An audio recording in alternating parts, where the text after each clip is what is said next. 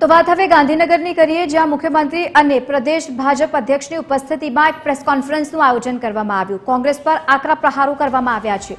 ભાજપે કોંગ્રેસ પર આકરા પ્રહારો કરતા કહ્યું છે, એનડીએ સરકાર દેશના 140 કરોડ લોકોની સુખાકારી માટે કાર્યરત છે। ગ્રામીણ અર્થતંત્રને વેગ આપવા મનરેગાના જૂના મોડેલને બદલે હવે નવું મોડેલ રજૂ કરાયું છે, જેમાં રોજગારી 100 દિવસથી વધારીને 125 દિવસ કરવામાં આવી છે। વીબી રામજી યોજના મારફતે ગ્રામીણ અર્થતંત્રને વેગ મળશે।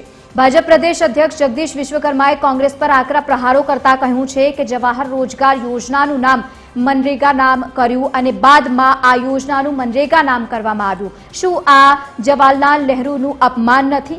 કોંગ્રેસને ક્યારે જવાહરલાલ નહેરુ નામ ગમ્યું જ નથી। કોંગ્રેસને રામ, ગામ અને કામ સાથે બાંધો કેમ છે?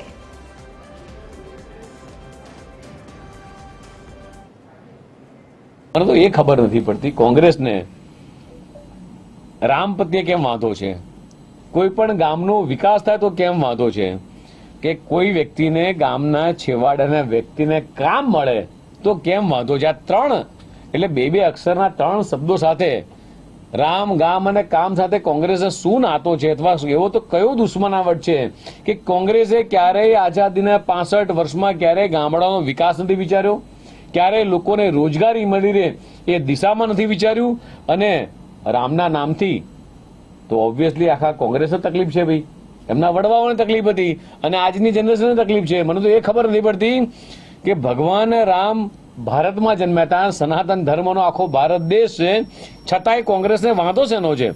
આ રામજી યોજના લોકોને વધુ રોજગારી, વધુ આવક અને વધુ આર્થિક સુરક્ષા આપશે।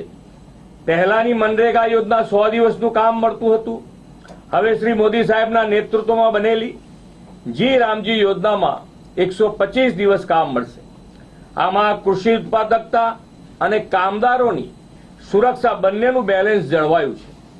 વાવણી અને કાપણીની મોસમમાં 60 દિવસ સુધીના કાયદા હેઠળ કામ નહીં થાય, જેથી ખેતીની સિઝનમાં શ્રમિકોની ખેતીનું કામ કરી શકે। એટલે કે બીજી રીતે કહીએ તો રામજીમાં 125 દિવસ અને 60 દિવસ ખેતીની સિઝનમાં એમ 185 દિવસની રોજગારી મળશે અને કૃષિ વિકાસમાં પણ કોઈ અવરોધ ઉભો નહીં થાય।